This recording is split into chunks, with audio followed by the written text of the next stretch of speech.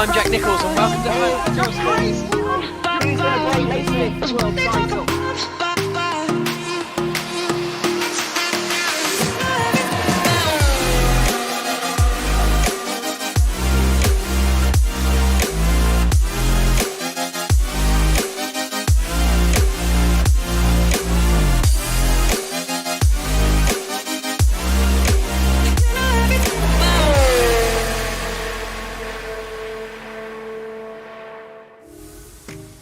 The crown jewel of European open wheel racing and one of the most demanding racetracks in the world.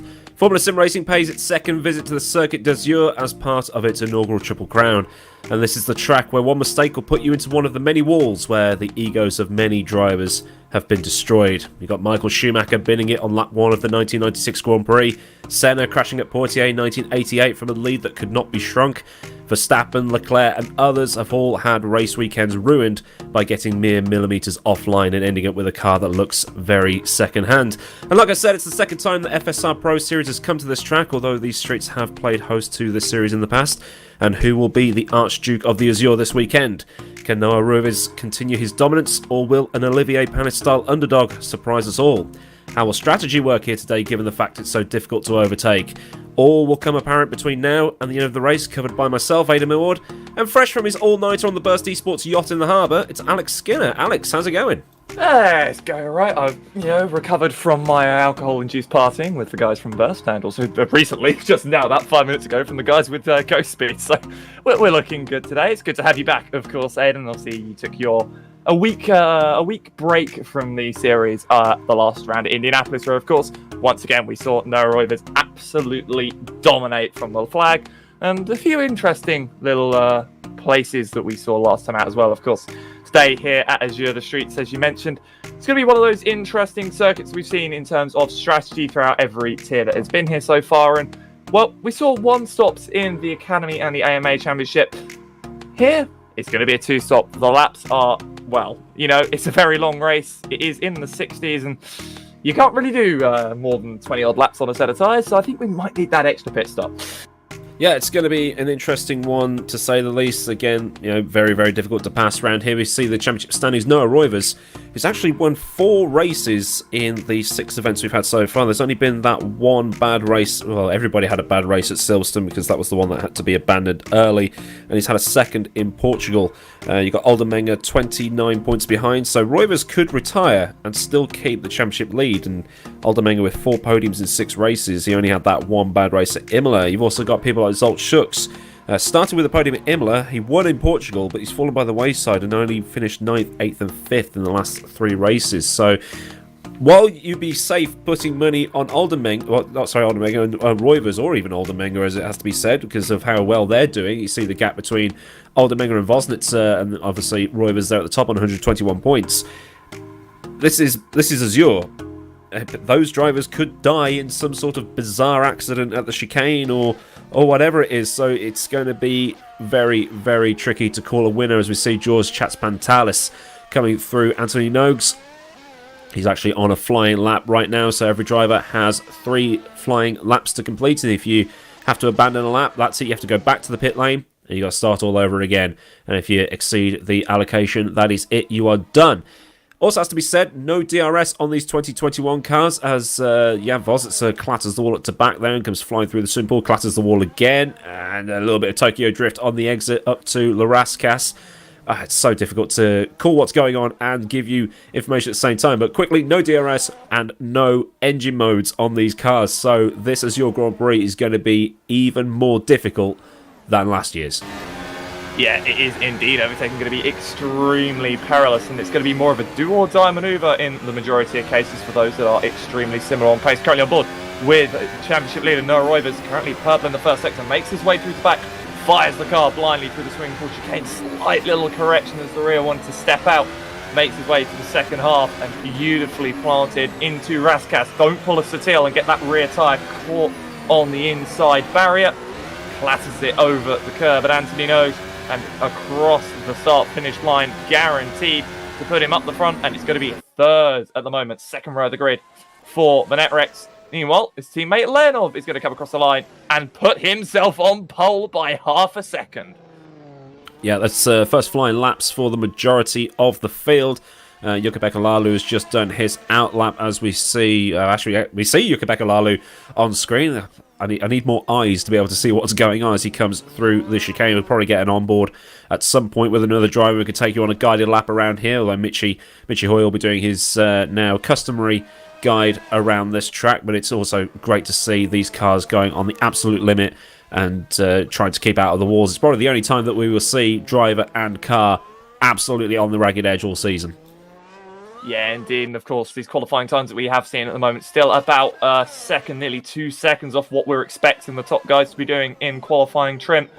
Expect to see low 110s, high 109s potentially from these guys in qualifying trim. So the banker laps coming in, more of what we're attuned to in the higher end of race pace here at the Circuit d'Azur. And meanwhile, as we look at George Chattopantelis, great to see him up the front as well in qualifying. The NetRX driver, very, very high up the order so far. Currently on an improvement in the first sector. He needs to find over half a second to dethrone Ivan Leonov. He makes his way through the tunnel, keep it to the middle of the track, and then bring it back to the right-hand side. Hit the brakes, don't let the rear swap end with you. So many drivers, including world champion F1 drivers, have done it as he clips the inside wall on the exit. Slightly too early of a turn-in. Let's hope that Ivan Leonov doesn't do that on his outlap, because it's so easy to do. You just misjudge the turn-in on the throttle, and sometimes the car just does actually grip up and does actually turn in, and then you just find yourself visiting another scene of another accident. Yeah, just to go back to Chattopantelis, his record in this season isn't particularly great. He's got 2 points overall, and he has basically retired from all but one of the races he's taken part in this season. So half a second off Leonov at the top of the standings here in qualifying, but if he does end up starting up at the front, that's going to give him a huge boost of confidence. Yeah, most definitely had a very, very good qualifying last time out at Indianapolis as well. But sadly, the race didn't end well for him. I think he retired somewhere like lap 4 or lap 5. Currently, obviously, on board with Noah Roivers, who is going purple so far on one of the final runs of the day as well. So let's see what he can do. Surprisingly, the qualifying times are actually pretty slow compared to what they should be around here, which I find rather curious because, you know, as we've seen in the Academy Championship earlier on, Scoudon with a 10.4 and the rest of the guys, you know, about half a second off to about 10.9. These guys still about a second off of that pace. Potentially even a problem with the railroad from what I'm seeing as well in the relevant series chats from some of the drivers. But as he makes his way through Raskas, the rear end really wanting to step out as he goes down the gears. The axle, you know, the rear axle just wanting to try and lock on him almost. But out of the final corner, it is a personal best in Sector 2. It's a personal best in Sector 3 and puts him second, 600ths behind teammate Jan Vosnicker. So, as things go, it's about as normal. It's NetRX 1, 2, 3. I'm just waiting to see where that ends up at the end of qualifying in 2 minutes and 43 seconds. Yeah, Cameron Roger was actually 10th in practice with a 110 dead. So, well, sorry, not 110 dead, a 111 dead. So, yeah, the qualifying nearly a second slower than what they were doing in practice. But it does appear that there is a couple of issues with the railroad, especially rFactor 2's dynamic rubbering in system. The more you drive on the track, and the more rubber gets put down on the track. It's interesting though, as much as it is the same for everyone as people will keep alluding to and keep, you know, saying, it is just extremely curious that the railroad has suddenly reset for qualifying, which would be interesting to see how it affects the tyres in the race as well, because of course, less rubber on the track, the tyres have to work harder, they have to, you know, do more to get that grip out, which means strategies get thrown out of the window in a way. So it'll be interesting to see what people do in this moment. And meanwhile, Chattopantelis jumps up to 5th place with his final flying lap. And another driver worth mentioning, Tom Oldenburg is currently 4th in the Burst Simplexity eSports car. So good to see him high up as well. Maybe he can break into the top 3 with his final qualifying run. Meanwhile, Jan Wozniacki trying to look to improve as well. And it seems that the majority of the field are out on track as well. Matt Tucson is currently in 8th, actually probably the highest I think he has been in qualifying all season, Aiden. Yeah, it does appear that way as we go on board with Calaxide coming through Casino Square over that massive bump in the road. There's a junction that leads up to it or something like that, and then down into Mirabeau, up to the hotel hairpin. I don't think we're allowed to say the brand of the hotel as he basically does a Scandi flip through the hairpin into Portier. Misses the apex slightly, shouldn't be too bad. Right to the curb, keeps it out the wall, then into the famous tunnel. Try not to hit that apex wall.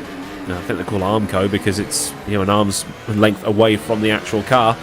And then nice and clean through the chicane. Power up towards the back, lob it in. Try not to hit the wall on the outside. A little bit of a wiggle, and then flat through the first part of the swimming pool. Then that more open exit of the swimming pool, and then up to the Raskas. Got to be very careful, like you say, not to clang that rear wheel off that wall because some people can't really judge how long their car is. Up to the line, Calaxai has the fastest middle sector, but what's it going to be as he comes across the line? Whoa! Now that we weren't expecting. That is impressive. A 111.6, so looks like there might be a tiny bit more rubber on the track compared to the start of the session. This is gonna be a case of whoever's the last on the track on their lap is gonna have the best of it. There's Oldenminger getting very slidey into the first part of the Nerval chicane. Comes at it now, heads down towards the back as hard as he can on that throttle, brings it through. Oh. Hits the wall very, very hard there. How much Roivers time is on will a he fast lose? lap. Yeah, Roivers purple in sector 1 as well. Comes down through Portier, heads now into the tunnel, makes his way through, keeps it as far to the middle, puts it to the right, keeps it back there again. Spots the braking point nicely, gets the car slowed down through the chicane, clips the curb nicely, doesn't have a similar issue. Seems nice and laser guided through here as he comes into the second half of the swimming pool. Clatters the sausage curb on that second apex. Raskas, nice and clean, a little bit of a slide just to get that car rotating. Anthony Nogues trying to hit the wall on the exit. And powering up towards the line. It's a purple first, purple second sector. Is it going to be a purple third sector? And Roivers is second on the grid by just over 100th of a second for teammate Ivan Leonov. It's a very, very close qualifying. The top two separated by mere inches as qualifying ends, and we're presented by the beautiful view of the Azure City. And there is your grid for the race. Ivan Leonov taking pole by the slimmest of margins from Noah Roivers in second position with a 111.604. David Calaxai, brilliant for him, and Royal Blue Racing in third. Jan Voslitzer in fourth for Netrex. So not quite the Netrex 1-2-3 lockout that we've sort of become accustomed to. But Tom Oldenminger there in fifth. He could probably do something at the start. George Chance Patsanlis. Sorry, I keep tripping over the pronunciation of that name. I will get it right one day. He's in sixth for Brem GP. A brilliant qualifying session for him. Kaz Rietveld as well. Seventh, Jukka-Pekka Lalu in eighth for Royal Blue. Alvaro Torres for Brem GP in ninth. And Simon Freilich rounds out the top 10. Moving on to the next page. And we can see a little bit, a few more people. Matthew Toussaint in 11th. That's a cracking session for him. 1.1 seconds off the pace, but still just outside of the top 10. Arif Roslan for Invictus there as well, completing row number 6. Stoyan Barbakov for Royal Blue in 13th. Thomas Vach in 14th. Marek Godek 15th. Sergio Fletcher for Force Polonia in 16th. Jab Batayesh in 17th for Burst Complexity Esports, and Cameron Roger there in 18th, not even setting a lap. And there's only 18 people on the grid, so just slightly less than what we'd see in real life for real Formula 1. So hopefully we won't see too much carnage into turn 1 and no heroics into Sainte Devote. So the drivers just going out on their warm-up will have their full tanks and their starting tyres. And let's see now how Michi Hoyer would approach a lap around this track. This is Formula Sim Racing. My name is Richie Hoyer. I welcome you guys to the track presentation for round 7 of the Formula Sim Racing 2021 Championship. We are at the famous street circuit of Circuit d'Azur for the Azur Grand Prix here on the Formula Sim Racing Championship. I take you around a flying lap on those street circuits. So into turn 1, heavy braking zone, Sainte Devote, very important you get the traction and power down for the sprint up towards the hill, towards the casino. Into turn 3 and 4, a double left hand apex, Want to stay considerably tight to the walls at all time. Over the crest 1, over the crest 2. The rear can become a bit slidey and dodgy into Mirabeau. Stay tight and close to the barriers at all time. The Fairmont hairpin, tightest and slowest circuit of the year, part of the circuit, and also slowest corner of the year. Into the tunnel we go. The back straight, so to say, into 6th gear, and then another heavy braking zone into 2nd gear for the harbour chicane. Stay tight at all times. The rear wants to slide around on the exit, so traction is important. Fine tune the balance through Tabak in the first piston chicane. Second piston chicane, don't touch that curb too hard, and then wide and tight into Ruscast. A little bit of wall banging right here. Final turn, a little bit of slidiness. And that is 1 lap here around the circuit of Circuit d'Azur. So we...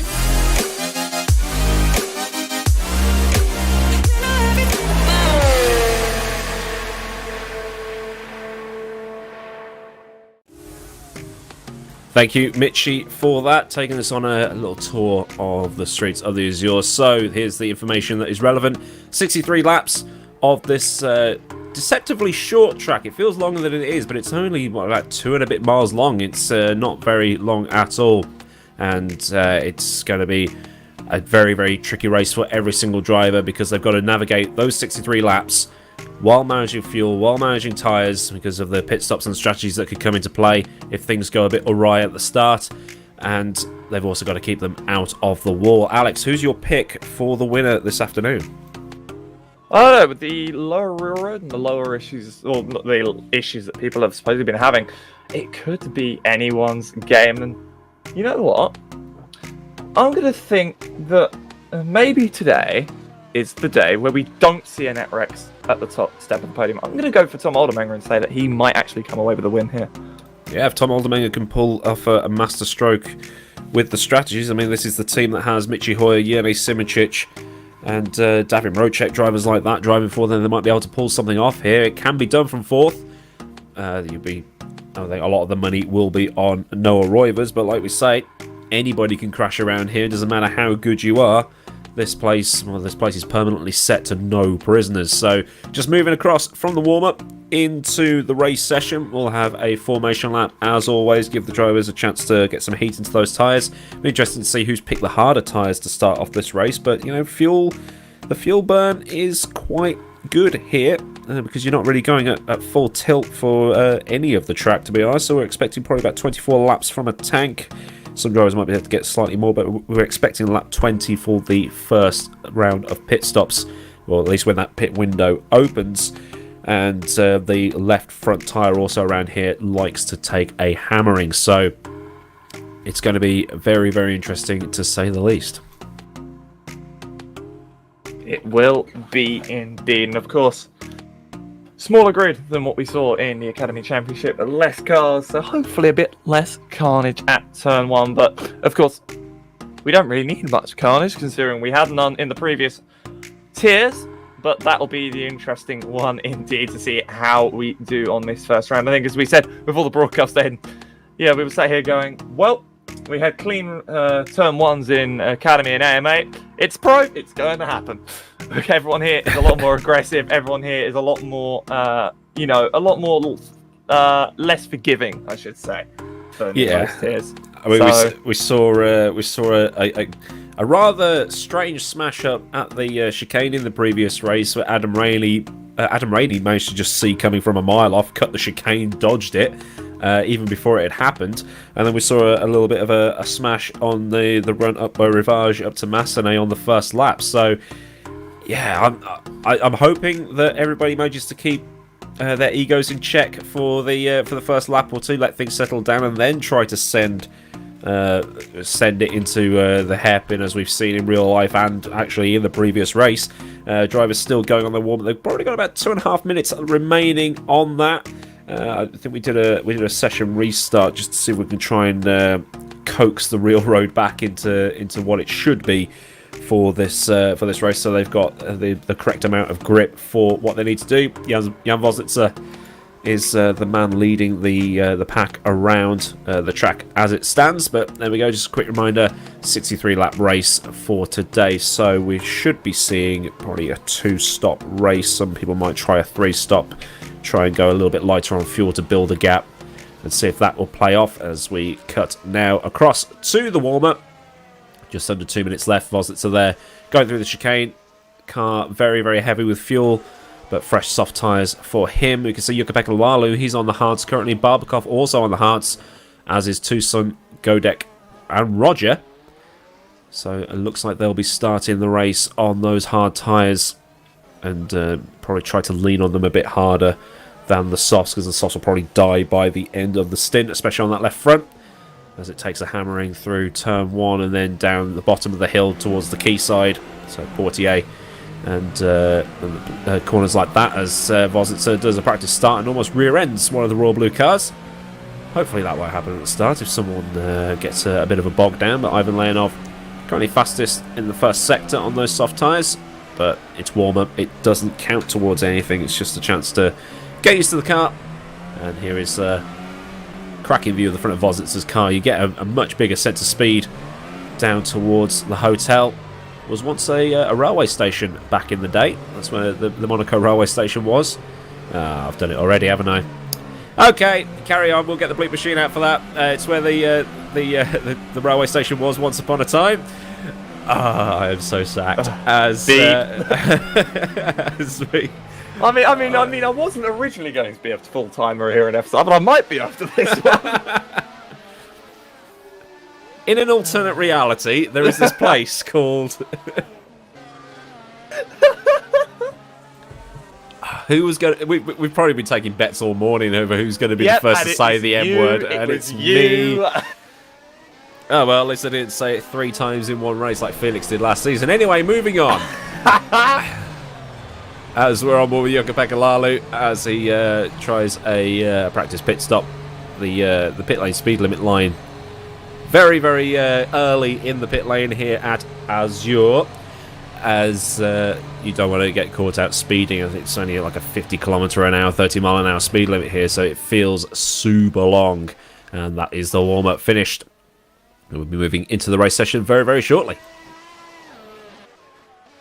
Well, at least I don't feel stupid. Yet. Anyway, yeah. Well, no, I'm not going to say it now. Regardless, we now have a look at Barbakov, who makes his way in to do some pit lane practice as we finish the warm-up session. And, well, it's going to be a beautiful event here. The skies are stunningly blue, as they always are here in the Principality of Azure. And, of course, we have a beautiful race ahead of us. 63 laps. 2 pit stops, maybe 3 if anyone decides to be brave. And, well, hopefully some overtakes. Yeah, we've had the obnoxiously loud "Can all essential personnel please leave the grid now" message from inside rFactor 2. So, at 20 seconds gridding up time, gives a chance for drivers to make that last minute setup change. Maybe a click of anti-roll bar here, maybe a click on the fast bumps there. And the formation lap will be getting underway very, very soon.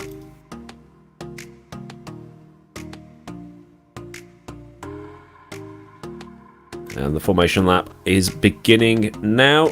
Ivan Leonov pulling away from the start line. Noah Roivers in behind, and then David Kalaksai will be forming up behind him. And like a zip into turn 1, and the grid is on your screen right now. Leonov, Roivers, Kalaksai, Voslitzer is your top 4.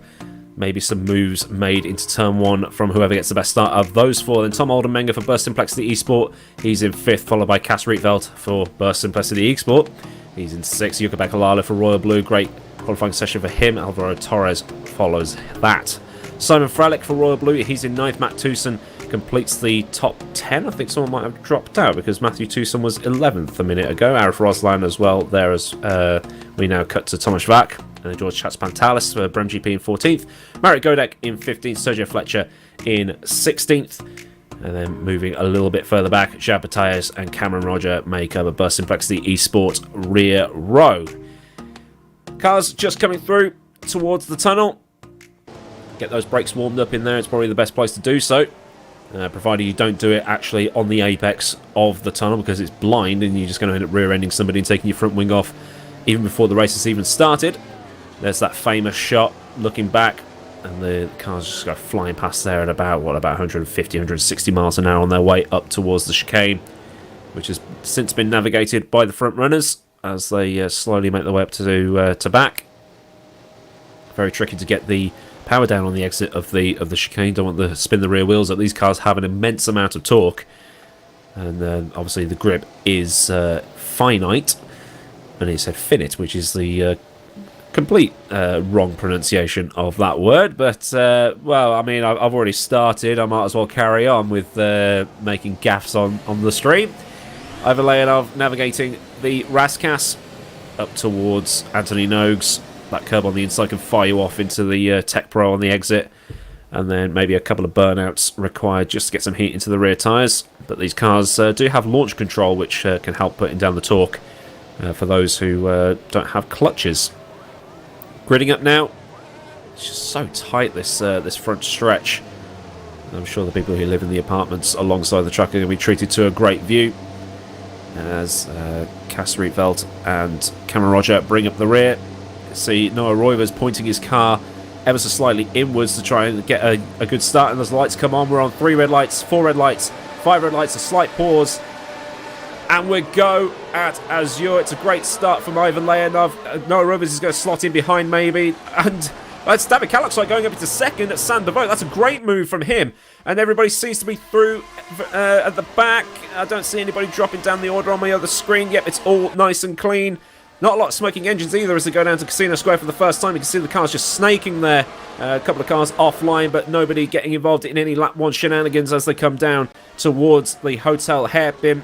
Very, very tight, very, very slow. It's the slowest corner we're ever going to see here in FSR this season. A couple of cars just clanging there, bonking wheels. But again, everybody through. Nobody has died yet on the first lap. Coming through the tunnel now. You see the shake of the camera as they go flying past, and it really adds to the immersion here. And then up to the chicane. And yeah, just having a quick look. Nothing seems to have gone all right on the first lap. Yeah, indeed. And also a great start as well by the guys that started on the hards as well. Oh, Fletcher's dead. Oh, shame for Fletcher. And Lalu at the chicane. And Lalu as well. No major damage though. It seems they've both got their front wings, so great to see those two continuing. But these hard guys, if they can keep their pace relatively near, within, about second and a half, they are going to find themselves at the end of this first stint in a very, very good position. We saw how well that it worked out for the guys in the Academy Championship that started on the hards. Actually, we saw Roberto Pignataro start in, just towards the back of the top 10 and end up actually finishing second starting on the hards. So it'll be a very, very curious to see what happens. Meanwhile, Toussaint now with his teammate Roslan behind, Barbakov there as well, and Chatapantelis. Those 4 are all on the hard compound tyres. Simon Frelick not too far, about a second and a half up the road on a set of softs, and about 9 steps off the back of the next 3 hard tyre runners. It'll be very, very intriguing to see how this race goes in terms of strategy with these guys running the 2-stop. The first race where a 2-stop has, it's actually going to be rather stretched out here because, of course, the way that the fuel tanks work and the way that these guys are going to be finding themselves running about 26 laps at maximum on these hard tyres. There's a bit of leeway in how long that you will be able to use these tyres for in the Pro Championship here. So you'll be finding yourselves with people maybe going a bit longer, people maybe going a bit shorter. Maybe finding these guys on the soft, trying to do everything they can to not get held up behind these guys for as long as possible. Meanwhile, Roivers 7/10 behind Kaloksai, who we're on board with, who himself is about a second off the back of Ivan Leonov. Netrex, once again, proving the point. They are the fastest team here so far. And a slight little slide for the Royal Blue of Kaloksai. It's not going to drop him far off the back, though. Yeah, midway through lap number 3 of this 63-lap race, your top 10 is Leonov, Kalaksai, Roivers, Vosnitzer, Oldenmenger, Rietveld, Torres, Freilich, Toussaint and Roslan. So Toussaint up to 9th, Roslan to 10th. So they're having the day of their lives up there at the minute because it's so difficult to overtake around here. As we see that Toussaint's got quite the train behind him. But this is a track where you can effectively just park it in the middle and drive at 60% and no one will be able to get past you. See, Hamilton in 2019, Ricciardo the year before, and Senna in 1992. as they come through the chicane. As that's Roslan just clattering that sausage cup and having a massive wiggle coming out of the chicane, and then nice and clean through to back, and then into the swimming pool. And another great shot there of the cars flying through. Everybody seems to be navigating the track very well this time. We had about 6 retirements in the previous race here today. We've had none so far, so already we're on to a winner. Yeah, very great start by these guys here in the Pro Championship. A lot less of an attrition rate early on than we are used to. Many more drivers actually finding their footing. Meanwhile, side by side, Fletcher and Roger. This is into Sander Vogt. Soft tyres versus the hards. Not going to work there, but he might get the run up the hill towards Massenet. He's got so much more speed than the Burst and Flex eSports driver. Cameron's going to run slightly wide to the left side. Will go Fletcher. Rounding outside of Casino is going to make that move work. That is absolutely beautiful. I have never seen that happen, ever. Okay, the World Championship guys are... There's your marker. Beat that. Wow.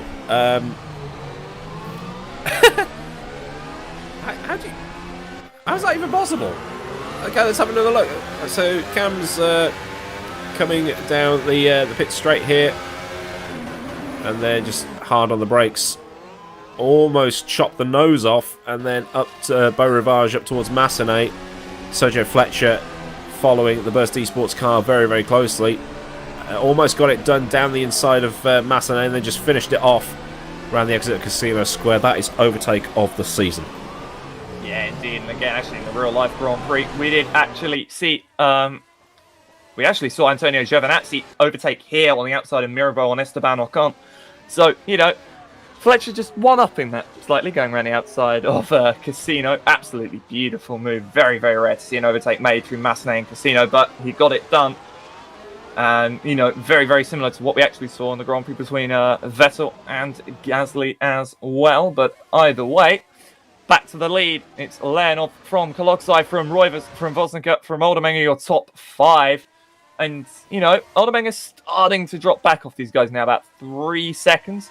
From what I saw on Academy, you can get around about 5 seconds off the back and still jump the guys, if you know, on the very knife edge, if you take it as far as possible on the first stint for both tyre compounds. But of course, we've got a bit of a different strategy call potentially here today, so it'll be intriguing to see what happens. Meanwhile, something has happened to El Presidente, El Cameron of Roger, as he makes his way now through the swimming pool. Potentially a spin, potentially a Rosberg accident. We're now on board with the Simplexity eSports driver. Gets it on the brakes. Gets the car turned in. Oh. That's so easy to do. But at least he's still going. Not having a lot of fun out there, despite his great performance in the practice session. As Kaloksai keeping with Leonov within a second of the Netrex car in front. Roivers has dropped off. He's now 2 seconds behind these two.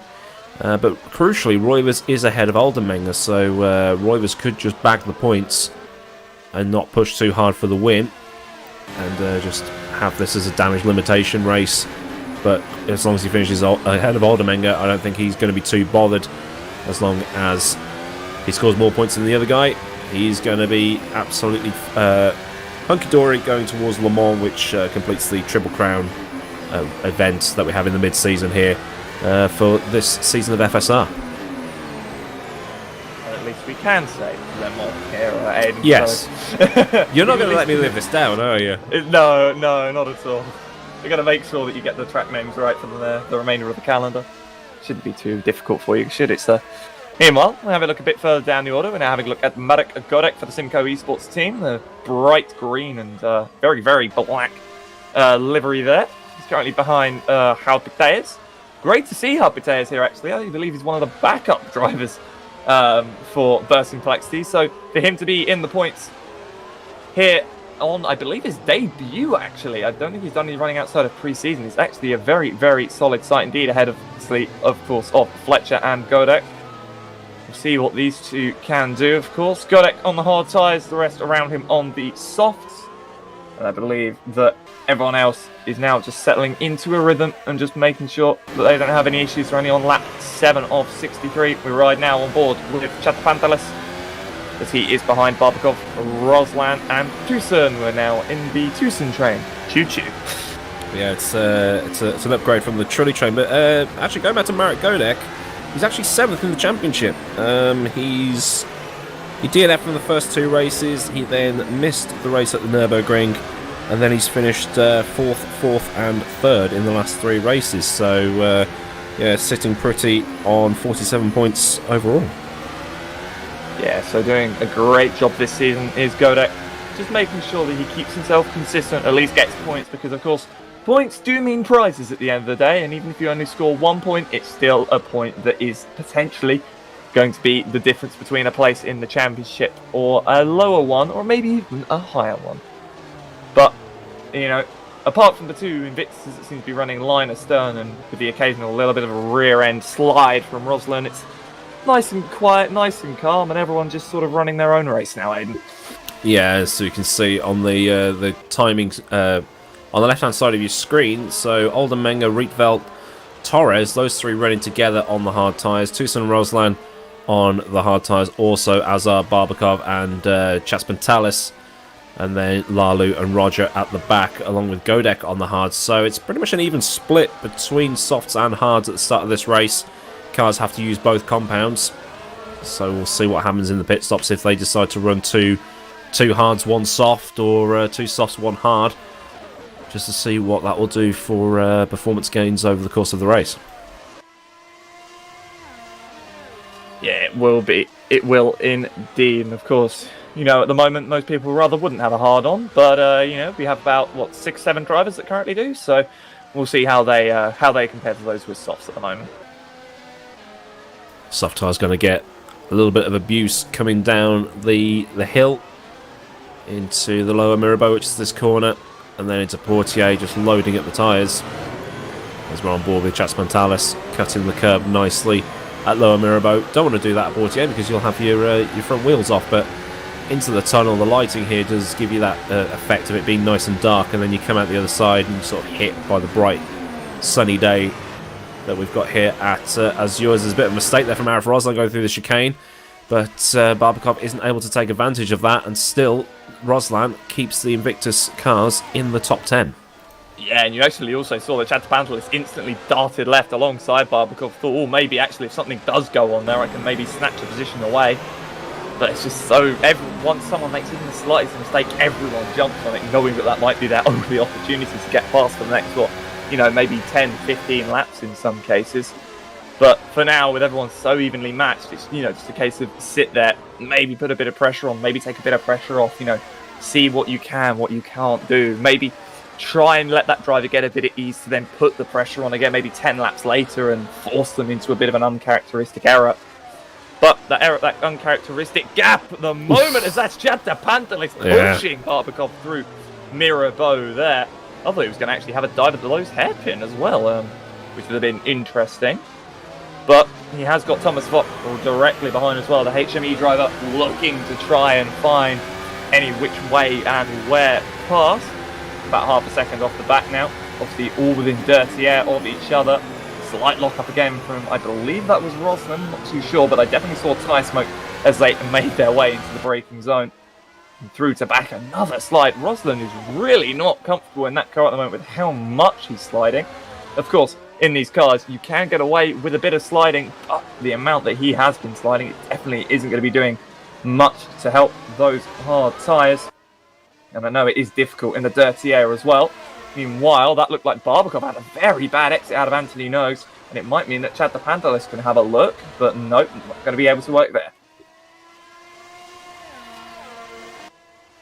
Still looks like those Invictus cars have started to gap Barbakov and Chaspantalis as they continue their battling. That's going to help them pull away as the battle slows them down. Well, that was Chaspantalis giving Barbakov the hurry up coming through Mirabeau. You can see in some of these corners that the front wheel's actually getting off the ground because of the way the roads around here are cambered. But is this going to mean that Transplantalis is probably going to try and send one up the inside of the chicane? He's a bit too far back, but Tomasz Vach, he's going to want a piece of this if they carry on. Yeah, he is indeed, and it's just a case of where can I, realistically send the car up the inside. We've seen people do it, pretty much everywhere around here now. I've seen people do it in the final corner, at the first corner, at the third corner, and, well, even at Casino, apparently, it's a possible overtaking spot. But it's not an easy, set of corners. Even at lows, you've got to get that car so far down inside. That was another bad exit from Barbakov. This is the opportunity that Transplantalis needs. He's going to be on the left side, trying to go for the outside. Now he's going to be in that slipstream. No, not going to work there. Barbakov holding the middle of the road. Nowhere for Transplantalis to get through. But it was such a late dart to the left from the Bahrain GP driver. Looked so sketchy there. Almost as if he was about to lose it behind the royal blue of Barbakov. He makes his way through Mirabeau. These guys have actually started to gap Bictayes now. They're about a second away from them. But the more they fight, the less, they can see those two bright yellow Invictus cars in front of them. And, well, the closer that red and white HME car gets in the mirrors. Yeah, Vach just about half a second off the back of these two. But still, Bataille, Godek and Fletcher very, very close together as well. And it's all going to help Cameron Roger out if everybody starts battling, because he'll be able to just tag onto the back of them and then pick up the pieces if something goes horribly wrong, like we saw in the previous race. Adam Rainey dodging a crash, or sort of like telegraphing it miles in advance. As we see Roger again. Oh. Is that the same? That's the same accident as before, isn't it? So that looks exactly like the same one as before. Yeah. Yeah. Our broadcaster. I think Felix is just having fun with this now, isn't he? Yeah. Every accident that Cameron Roger has is a different accident, even if it's the same accident. That's the rule of Roger here. Interesting to see different people taking different approaches to that huge bump between Casino Square and Mirabeau. Some are going around it, some are going over it. So I don't think there's much time lost there. Actually, no. If you do go, I saw literally no one in Academy doing it. Don't think I saw anyone in AMA doing it either. It just seems to be certain people that sort of look at Monaco and go, "Oh yeah, I need to avoid that bump," because again, it may help you set the car up. That was a lock up from Tucson there into the chicane, which has now brought Barbakov and Transplantalis back onto the train. So it's gone from being a small little fight to now being the massive Tucson train that we saw not long ago. You said the M word. Damn it. Oh, it's so difficult when you're so used to calling it one thing, isn't it? Bye. Yeah, we're both sacked. Oh dear, who's this in the pit lane? That's Alvaro Torres that's just leaving. Transplantalis has followed him in and just crawling along the pit lane here at Azure. Like I say, 50 kilometers, 30 miles an hour. Then you can dump the limiter and off you go. Don't cross the yellow line on the outside. You go to the inside of Sandovo, and then he's back in the fray. I say that, he's 9 seconds behind Cameron. So he's on his own, he's got clear track. So he can drive as fast as he wants, or as fast as he feels comfortable, because obviously you don't want to stuff it in the wall on your first lap coming out the pits. Down through Mirabeau, up to the hotel. Ride the curb on the inside. Then through Portier again. Well, lower Mirabeau into Portier. And then the tunnel. Never gets old flying through here. Very bumpy on the exit as well, going into the chicane. You'll be able to see it on the camera in a second. There we go, and they hit the brakes into the chicane. Avoid that sausage curve, avoid the wall. Such laser precision from these drivers. A millimetre here, a millimetre there. And you'll be on a first class ticket to out of the race. It just looks so quick around here as well, even when you're going slowly. Godek in the pits, putting a set of the soft tyres on, so that fills that quota. Just tick that one, and he doesn't have to worry now. He can just go on his way and then do his strategy as normal.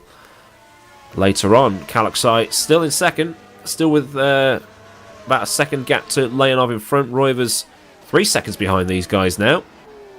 Will these two be making a stop? Nope, through Antonio Nogues again to start lap number 16.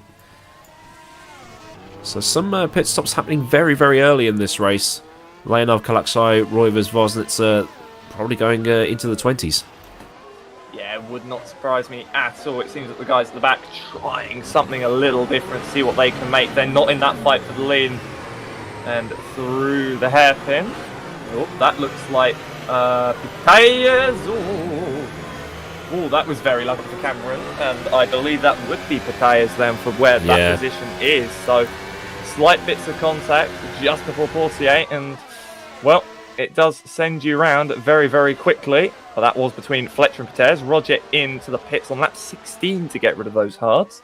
Yeah. That's going to be intriguing because they're 27, 30, 40. Oh, that's going to be very, very tight, actually, if he goes to the end on 2 sets of softs. Because, of course, if you're running to the end of the fuel tank, you're running to about lap 26, from what I recall. So, these guys at the back trying something very different to the guys at the front, and it's very actually nice to see a bit of a difference in strategy here today. Yeah, I think Cameron must have thought, oh no, that's my race over, but as a wise man once said, you have to be alert on a straight circuit, and he definitely was, as there's a lock up there for Matt Tewson going into the chicane. Left his braking maybe a smidge too late, but still those hards seem to be holding up okay. 9 seconds, Roslan classes the wall at the back. But suspension's still okay. And he is lucky to not lose his front wing there. Through will go Barbakov, but new suit, please. That was very close, and in comes Barbakov straight away for a new suit, and that will now mean that Roslan drops about 2 seconds back. Thomas Vok will be looking and going, "Oh hello, weren't you about 2 seconds up the road from me not that long ago?" But that was extremely lucky for Arif. We're going to ride on board as it happens again. Through the swimming pool. The rear comes out and over the curve. I don't know what I would have rather, spun it or hit the curve and gone into the wall there. I mean, if he'd spun it, he probably would have got away with it, but he'd been facing the wrong way at the exit of the corner and probably been smashed into, although he wouldn't have hit the wall. So it's a 6 of one, half a dozen of the other. It's either way he was going to pick up something, but his steering's still pointing in the right direction, so he might have a little bit of a performance deficit, but still in the race, and that's what counts. Yeah, indeed. You've got to at least get to the finish here at Azure to be able to make sure that you can keep yourself in the points, and with the no attrition rate that you will find in pretty much any event that happens here, even if you're at the back, amazing things can happen. Tom Oldenmenger into the pits from P5 at the end of lap 17. Stops in his 10th, because of course we don't have enough pit boxes here. So certain teams sharing pit spots and certain teams having tents instead of garages. It seems out of the pits. Where will he come out? He'll come out in front of Torres at about 1 second to 2 seconds behind Fletcher. So he's out directly into that traffic, Hayden. Yeah, he's 2 seconds behind Fletcher, so has a little bit of clean air to deal with. Getting some decent lap times, but as you see Fletcher and Vak battling up ahead, Oldenmenger's probably going to catch up to those pretty soon. I mean, he's a very fast driver anyway, so maybe not as far back behind them as he probably would have liked. No, indeed. Preferably he would have wanted to come out in front of them, and the fact that he is only about, 2 seconds, maybe 3, just shows maybe if he'd gone an extra lap or maybe even one less lap, he would have potentially come out in front of them. It's the nature of the beast here. You either get very lucky or you don't. The casino corner is well named for obvious reasons, but it can be, it is the reason as to the luck, and it controls all of that around here. Meanwhile, the fight between Roger, Barbakov and Godek rages on for the final points paying position. All 3 have made their first stops. 2 onto the softs, 1 onto the hard. Simon Frelich is into the pits as well for Royal Blue Racing. We'll see where he will come out. He's going on to a set of hard tyres for his second stint. I believe he's going to come out just in front of Chad the Pandalis. It'll actually be very close as he makes his way towards Sander Vogt. Out of the first corner, he's just going to hold it. Yeah, a little bit of clean air ahead for Frelich as well. 10 seconds to Torres in front. As it stands, Rietveld, Thyssen, Roslan, Frelick, Barbakov, and Batayesh all on the hard tyre as Chatspantalis wants to go to the outside of Mirabeau. Nope, that's not going to happen. Please no send into the hairpin. But the soft tyres normally would have a very good performance advantage, but here they have the performance advantage, but it's getting past that's going to be the hard part. Yeah, exactly. Even if you have that performance advantage, you've really got to force someone into making a mistake big enough for you to get that opportunity done. Was so close to making it work through Mirabeau, but the rear end came out on Frelick's car, and I think he saw that and went, nope, I'm not going to continue it. I don't want to potentially risk an accident. Of course, as much as you can make something work, whether you do or not is another question around the streets. And, well, something that might be happening or not is a race going on here because Vought has Fletcher and Oldermenger for company. Of course, Oldermenger, fresh, soft tyres on the back of this train that has been stuck behind Roslan and Tucson for, well, the past 20 laps, in honesty. Torres not too far back either. He's only 2.1 seconds behind now, and this, well, at least for Rietveld, Vosnica, Roivers, Koloksai and Leonov, as Koloksai actually comes in, is what they want, because they want these guys battling, because it means that they will know that they will come out in the top 5. So Koloksai in the pits here, onto the hards. And he'll be sent on his way very, very soon. He's now dropped to 4th. He's going to drop in behind Rietveld, I think. Might just get out in front. No, he's actually going to get out in front of Rietveld with a 12-second gap to Vosnitzer ahead. So that's worked out very well for him. Yeah, of course, and Cass yet to make his first stop. So Koloksai looking very good for a top 4 at the worst, unless a major accident comes his way. Meanwhile, back to the fight between Frelick and Chatapantalis. One on the hards, one on the softs. Who will prevail? Well, you know, shortly, the tyre difference isn't going to make much of a difference. A bit of contact with that wall I saw there on the rear right tyre of Frelick. Fletcher's in the pit lane as well, so this is now the fight for P11. Meanwhile, we'll now go back to the fight for P15, as that will potentially become the fight for P14, because Fletcher's going to come out right alongside these guys. You'll see him, well, behind them now, but Roger trying to find his way through on the back of Barbakov. The tyre difference is not really helping him so far. No, as they come up towards Massenet and then into Casino Square. Cam can get a decent exit. No, there's a bit of a wobble, so he's not going to have that move into Mirabeau. Lock up ahead from Barbakov as Marek Godek wants a piece of this, and he's trying to find a way past as well. Cam can try something into the chicane maybe. It's probably going to be his only opportunity to get past this car. Yeah, it might be. Either way, if Barbakov keeps making these little lockups, these little hints that he's cracking under pressure, it might just make it possible for Cam to have a look. Although it doesn't help when you've got Marek Godek squirming around the back of you. We all know how capable he is. And that looked like a lockup into the back. It was another lockup, yeah. Now that's an interesting place to have a lockup. Yeah, it's not a heavy braking zone, is it? So must have left that braking very late, or just caught a bump in the wrong place, and that's what's caused the little puff of smoke, as there's blue flags being shown. That might be due to... That was Leonov's in the pit lane, so these guys will see a lap down to them, I believe. Yes, so that would have been blue for them, as Roger has a look very, very deep into the braking, though. Meanwhile, actually, Leonov and Vosnikane, so Roivers will take the lead as the post from up front. Meanwhile, this fight goes on. Where is Leonov going to come out of the pits? Because through will go, I believe that's Pictaius, who will go to unlap himself. They're actually going to come out very close with Kaloksai on the exit. Meanwhile, that is Godek trying to defend from Fletcher. Leonov will get out ahead of Kaloksai. And Vosnica has an extremely long stop. He is out behind Kasrifeld. He might even come out behind Tucson and that train that's going on. He is. He's going to drop very far down the order. Vosnica out in 10th here. Yeah, Roivers is actually the car at the back. Oh, someone's engine smoking. That's Vosnica. So what has happened during that stop to give Vosnica a loss of over half a minute here? That is worrying, that he has lost half a minute in that first stop. Outside of Wisdom, and that's Godek having an issue there. He's moving over for Roivers. So Roivers has caught this little train. So, I mean, Roivers probably could have pitted, but he's going to go a little longer. He's just got to hope that... Oh, is that Roger in the wall? Yeah, that is. That's Roger. That's Roger. Sorry, Roger in the wall. Masame gets out of the way on the run down to Mirabeau. And will he get passed by Godek as well? You can see that in the background there as well. And there's Fletcher trying to have a look. Not going to go to the inside of the hairpin. Any of these going to pull a Verstappen and, you know, get Roivers to basically push Barbakov out of the way. All these guys on the soft tyres, remember, so they're going to want to get past and to pull a gap. This is a lot of questions we've got to ask, and that is actually going to be Cameron Roger on the outside of Barbakov. He's going to get the move done. Here comes Godek to the inside of chicane. And will he get the move done? It's going to be so tight.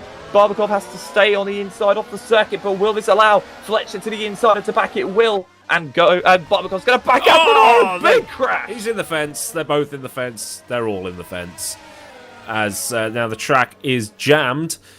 Yeah, that's another V8 Supercars reference right there. A 10-point turn for Barbakov. Yeah, Barbakov finally gets going, but that is our first retirement of the afternoon. Sergio Fletcher's race comes to an end. Let's have another look at this. Coming up to back. I think he's just trying to send it into the inside, and he hit the inside wall first, and then that just... Well, the rear end had come out, and that caused him to hit that inside wall. I think pinballed. Just pinballed in. Completely innocent party was Barbakov, but was right to back out of it. If he had kept himself in, he would have been out of this race as well, I'm fairly certain. Or at least have a lot more damage than he does, although he is in the pit lane. Shame to see. Meanwhile, this is Jan Vosnica, fresh after his extremely long pit stop, his Mercedes-esque pit stop even. I mean, at least the tyre hasn't been stuck on for about 98 hours, but either way... I just saw Jappa tyres just go through Casino and full opposite lock. Oh, that was a good time to click on his name. It's Thomas Vach up into 6th place as it stands. Tucson still running a very long stint. He's going to be in within the next 2 laps, remember, because of course we know that the fuel tank can only go so far. So he's going to open up potential. Actually, that's a point as well. Thomas Vach, has he yet stopped? I don't believe he has. Because he is going extremely well on these soft tyres in that regard. Yeah, it's quite mad how he's managed to keep everything going that long and managing to keep the pace up. But again, Azure, very, very difficult to overtake at. So, a massive lock-up into the chicane for Tucson. You'd think he might want to bring that car in and get those tyres changed, because they're going to be looking like the proverbial 50 pence piece at the minute. As that's Noah Roivers leaving the pit lane. He's come back out in 3rd. So in with a shot of a podium. But he'd be wanting to maybe try and catch Kalaksai, which he has about a 4-second gap to. And then try and make something of it, as Tucson does indeed pit. What's interesting for me as well with Thomas Vach on those softs should die around lap 20, from what I've been told by various sources and various drivers. The fact that he is on lap 26, and that car does not look like it has tyres that are completely beyond the brink of no return, is outstanding time management. Now, of course, he has been in traffic for the entirety of this first stint, so that is going to help. But he could be in for one of the best, drives in terms of where he comes out in this race so far. I'm trying to work out where he would come back out. He's got a second to Oldenmenger. He'll come out ahead of Tucson, if I'm correct. He'll come out in front of Tucson because of where he was. Yeah. So he's going to come out in about 12th place if this lap is perfect. And if Tucson has a relatively scruffy out lap. He is looking at a very good... because remember, this is going to set him up for this second stint here. Because he'll come in, I'm fairly certain he'll bang on a set of hards, go for a relatively shorter hard stint, and then bolt on softs at the end. That's my theory here for Thomas Vach. Yeah, Thomas Vach, he's 14th in the standings. He's actually only finished 3 races, 2 in the points. Still has 20 points to his name, but at San Marino in Portugal... Soft tyres again. Didn't go too well for him. Soft tyres once again. He's going for a short hard stint at the end, I think. Yeah, he's beaten Rietveld. Yeah. Rieveld's in the pits again. Oh, has Cas Rietveld got a speeding penalty? Yeah, got a penalty for that'll be for speeding in the pit lane. So, oh dearie dear, it's all unfolding here for Cas Rietveld. So that means that Thomas Vock is in the top 10. And that means Tucson is in 11. What is this race? What is going on? Like, Well, smaller grid has dreaming? helped him as well, so... Regardless, am I dreaming? Am I, what's going on here today? It seems that Azure is doing what it usually does best, and turning results all on its head. And, well, Leonov has got a 2.5 second gap over Kaloxai. They're on alternate tyres as well, so Kaloxai is going to be quicker at the end. What he can do is going to be a question. We're on board with Chad Pantelis, who's half a second off the back of Simon Frelick. Still, they've got half a second back to Jukka-Pekka Lalu. That's going to be a lot less now after that slide out of the swimming pool for the Brain GP car. Very, very lucky indeed for the Brain GP car of Chad Pantelis. These guys are about 4 seconds ahead of Thomas Vock. Thomas Vock is in a very good position here, Aiden. Indeed. So it's a strategy game at Azure as well as a pace game, or maybe more so because of the. We've seen the nature of the track and how it bites. We've only lost Sergio Fletcher though so far, so it's a very, very clean race. We saw Cameron Roger hit the wall here at Massenet, but it's still going. He's actually the car ahead of Marek Godek right now, but Roger on course for points. Should he keep it? In between the I say in between the white lines, but in between the grey barriers. Yeah, track limits here defined as the barriers in most cases, and as long as you can keep it within there, I don't think you're going to have too big a problem. And if you try and extend here, well, you're going to find yourself in the harbour on the left-hand side. But either way, back up to that fight for 7th place, and Lalu is looking very, very racy indeed. He is very, very fast right now. Been setting some very consistent laps. He's on the back of Chad Pantelis, and that car looks extremely stable, and we'll see what he is able to do. He might actually jump these guys when it comes to the next cycle of stops. He's going to be sat behind these guys for a long while yet, and actually Thomas Vock is closing in at a handful of race at the moment, down to 2.4 seconds, 2.3 seconds now the gap, so maybe we'll see a 5-way fight here for P7.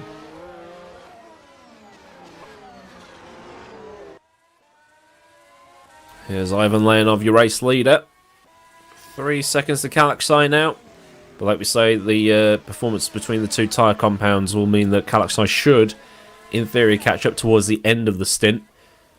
And if Leonov does 20 laps on these, they're going to be absolutely shredded towards the end of that.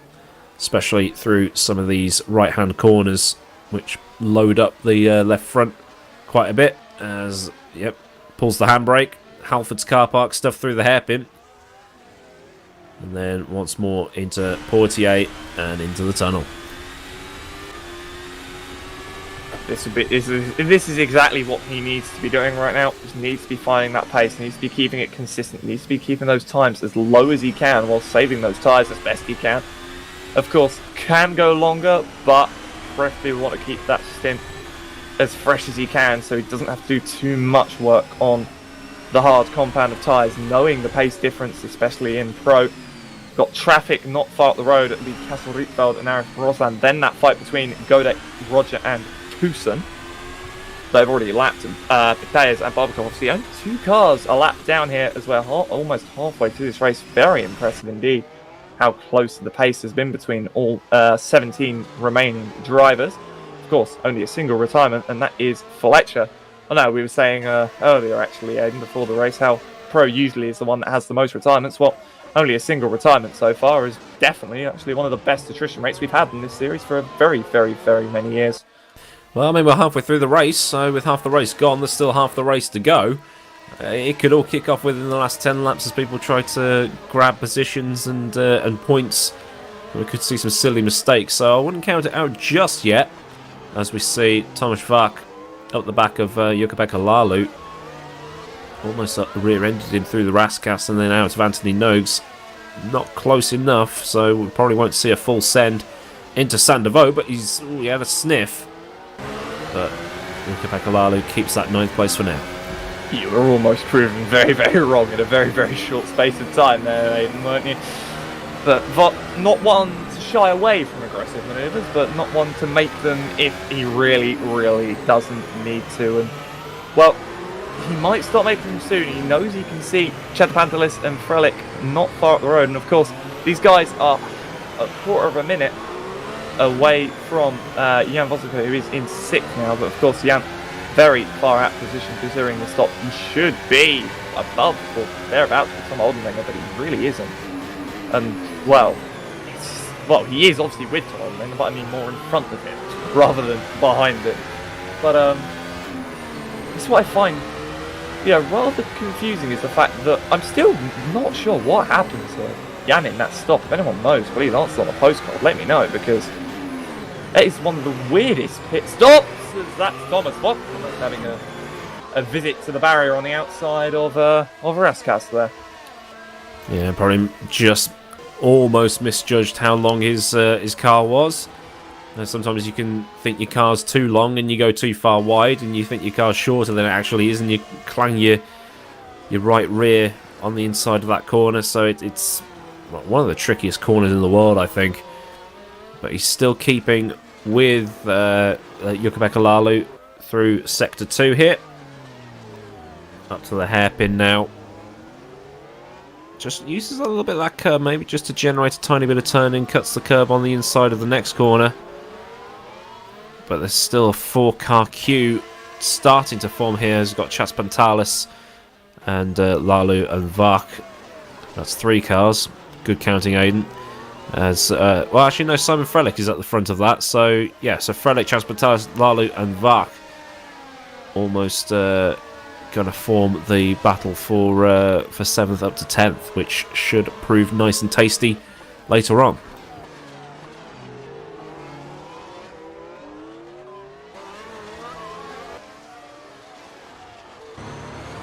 Oh, Rieveldt's had a bit of a moment. I think he may have done what Roger did and clacked the inside wall at the chicane, as we get a quick replay of this.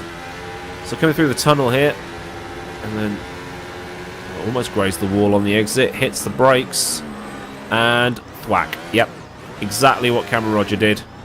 Flicks the car around, waits for the traffic to pass, and then drives away. So good spatial awareness from him not to wipe himself out of the race, but other people as well. Yeah, always difficult here to not accidentally catch someone when you are rejoining. It's so easy to do, especially a blind corner such as that. Oh, speaking of catching people out there, that Lalu being so slow almost caught someone's Vok out there as they make their way through to back through the swimming pool. This little fight, P7, has gone very close indeed, and Susan's only 5 seconds back, so he might actually close up on these guys in the near future. But for now, these guys are probably getting a bit fed up with seeing the rear end of each other. Yeah, it's definitely a track where you do get bored of seeing the guy in front of you when you know you're faster as well, but where are you going to pass? Especially with these 2021 FSR cars not having DRS, it's not like they can just blow past on the start-finish straight. Even if they are close enough, it's definitely the hardest track of the year for overtaking and surviving. So yeah, people complain that it's not quite suited to racing, but it's still in this case going to be 63 laps of not making a single mistake. I just feel sorry for anyone that's doing double duties here and in World Championship, because they'll have 78 laps to contest with after this round. So they'll have done a grand total of 100 and... well, 100 and... what, sorry. Oh, my brain is trying to do math and is failing again. What's new? I think between myself and you, Aiden, I think our brain's trying to do math on the fly. It's never a good one. Maths was never my strong point, which is probably not the best thing to not be able to do when you're trying to commentate and everything's being done as it happens on the fly. But here's Jukka-Pekka Laulu going through Sandovo. Almost a wall clang there for Tomasz Vach. But Tucson not really making any inroads on this, so he might need to pick up the pace a bit as they enter the sort of 4 or 5 laps before the pit stops should start for the second time round.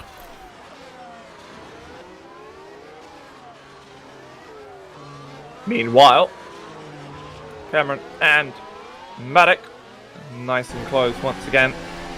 But, back to the fight. The PA, because Jakapekalalu seems very close to the back of Chantapandalis, who's dropped off the back of Felix. So, well, those soft tyres slightly less in a pristine condition now, I have a feeling. And it's slowly allowing those behind to close right up. They've lost 2 seconds this lap alone to Tucson. So, game on for these guys, because there might actually be an on-track overtake coming.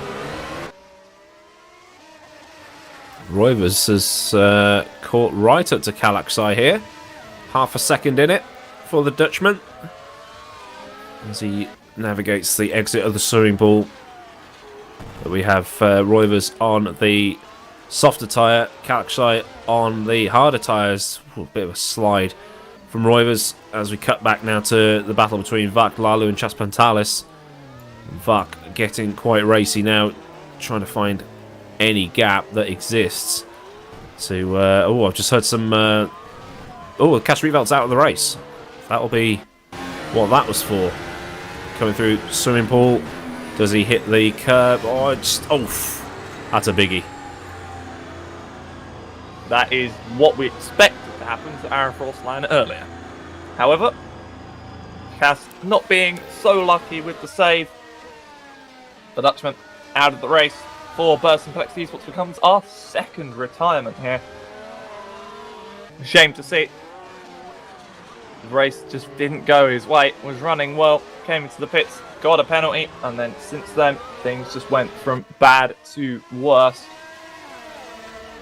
Things going from bad to worse though. Chatapantalis in the top 10 might be about to drop out of that before too much longer, because look at Lalu swerving all over the back of him. Now Lalu, will he try it at Casino? No, he won't. Will he try it at Mirabeau? Well, those is the other question we have to ask ourselves, because that Bren GP car is very, very squirrely. Yeah, nowhere near close enough to do it at Mirabeau. Could be full send into the hairpin. Nope. It's risk versus reward right now for Jukka-Pekka Lalu. If he sends it, he's got to hope that Chaspantalis lets him go instead of trying to do any stupid defensive moves that will wipe both of them out. But as they come through the tunnel, not close enough into the chicane, it's all going to be on the exit. If Lala can get a good exit, he might be able to do one into the back, but still not close enough. And you can sense just in the body language of that car that it is frustrating him. Not much, but enough for you to notice the car is just handling it. I think I've just heard some more. It differently. Oh, Godek and Roger. Oh, I have a feeling I know what's F's happened. in chat. I mean, let's be real. You gave him until Raskas. I gave him until lap 2. We've been beaten. 40 laps. We got beaten by nearly 40 laps as Jukka-Pekka Lalu brings it into the pit lane. That's a failure to lock brakes. Banned. Cameron Roger. Tut. He got azured. Well, we've just doubled our retirement rate up to 4. Oh, and Lalu's out as well. Jukka-Pekka Lalu's out as well. Yeah, what has happened to Lalu? I think he may have had a case of disco fever, yeah. Oh no. He's just sitting there, waiting for his pit stop to finish. He's got the revs up. And... gone. Dead. Oh. That's a disco. Or maybe... no, he's escaped. That looked like he escaped back. Maybe something with the car. I don't know. The plot thickens. But still, if you finish, you're guaranteed points at this point. So, Barbakov in 13th. Last on track, but still, that's a decent points haul. That's 3 points, I believe. Yep, and Chantapantalis pits, which means that everyone behind him now can breathe a sigh of relief. As they actually get some clean air now. Now, this will actually be crucial, because where is Thomas Vogt? Thomas Vogt is just coming through Raskas. He's going to come out behind Chatapantalis. Huh. Interesting.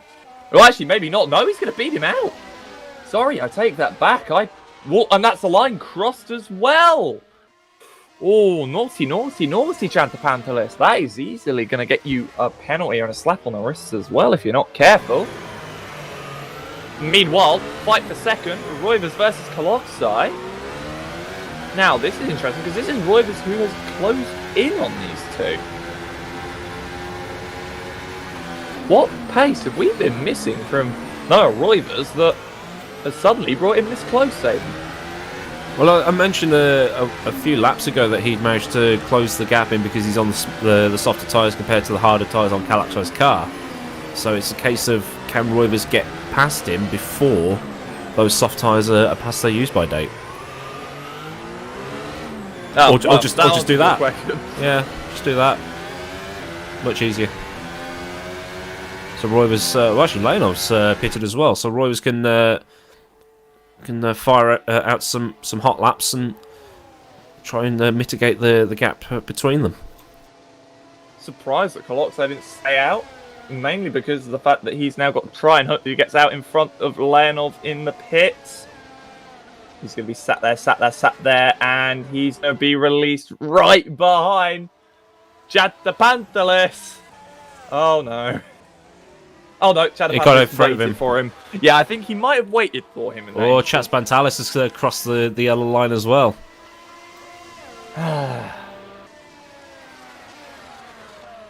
Meanwhile, Carpitea's into the pit lane.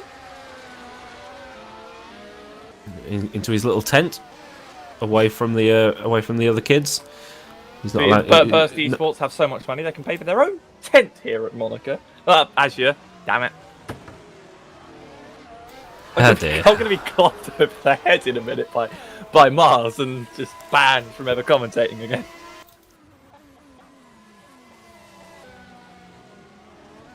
Yeah, it's a nice clean exit for Pataez as he lifts off. And he's let through one of the Invictus cars. I think it might have been Tucson he just let through. Alvaro Torres now. Coming through the tunnel, chasing down Simon Freilich. The gap's just not close enough. Nobody's close enough to make an overtake, whereas at virtually any other track, the straights would be long enough to give you the opportunity to slipstream, but Torres going to try and put Freilich under pressure maybe and force a mistake. We've seen two or three huge ones that have caused retirements, so anything can happen. We've got just over 20 laps remaining. 20 laps remaining. And the final pit stop to make for some of these guys. And hopefully, a new winner here today. Speaking of, Roivers into the pit lane for the final time this race. We hope, anyway. Well, he had a 25-second gap to Oldenmenger, so he's probably going to come. He might just get out in front of Leonov. He's leaving the pits now. 10 seconds to get to Oldenmenger. He's going to get out in front. Wow, that's I have no words. Brilliant. That's a brilliant strat from him to on the line. Might get looked at. Should be okay. For the first time in my life, Aiden, I am speechless.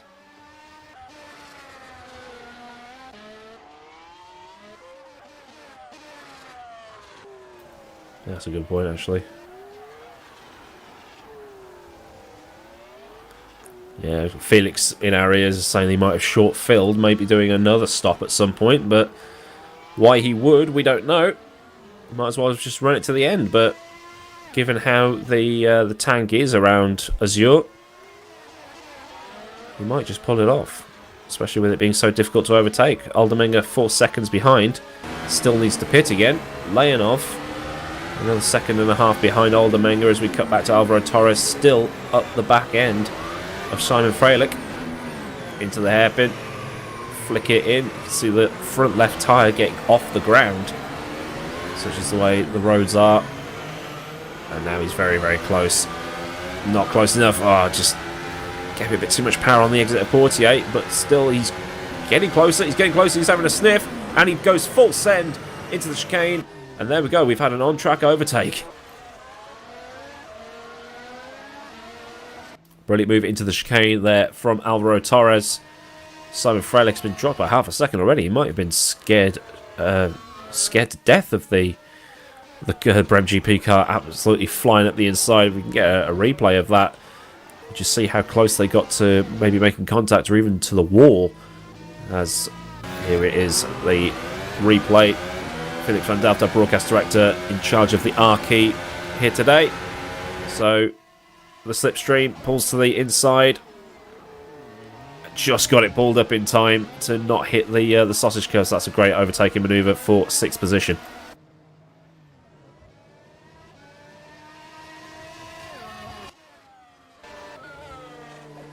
Back to the live action now. Kalakshai in 3rd. He's got Vosnitzer about 5 seconds in behind. Leonov about half a second up the road. So Leonov on the harder tyre.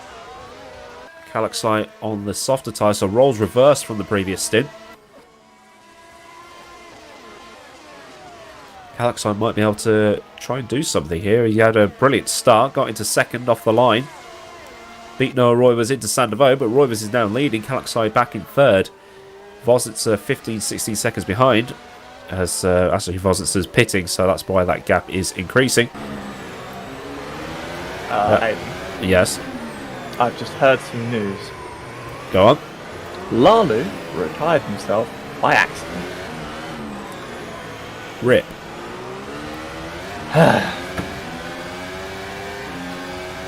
Accidentally hit the escape button.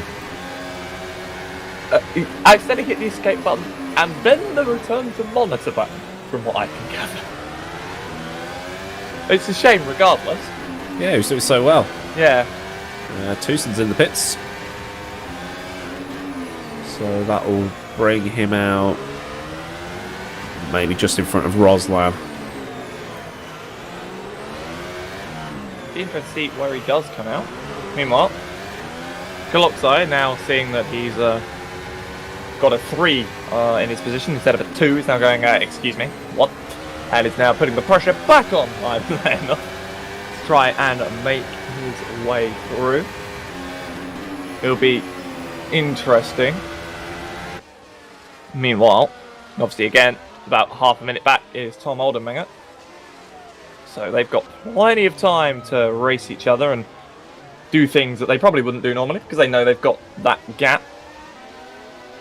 I'm still so speechless about what Roivers is planning and what he's done, because that is to get that gap and then pull away.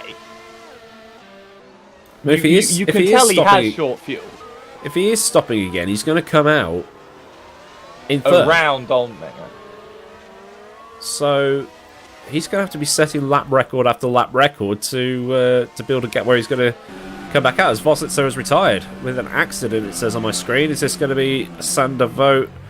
Oh, no. Lost the rear, and that's a solid no out of 10. That is exactly what Adam Rainey did in Academy, actually. It's a shame to see from Vosnica. Oh, Tucson actually got out ahead of Vuk, so he's in 7th right now. So he'll have inherited maybe a position from Vosnitzer. Barbakov and Patayev so far behind, they haven't yet overtaken Vosnitzer, so down to 13 runners. So that's 1, 2, 3, 4, 5, 6, 7 retirements now in this race. It's all starting to fall apart. Maybe.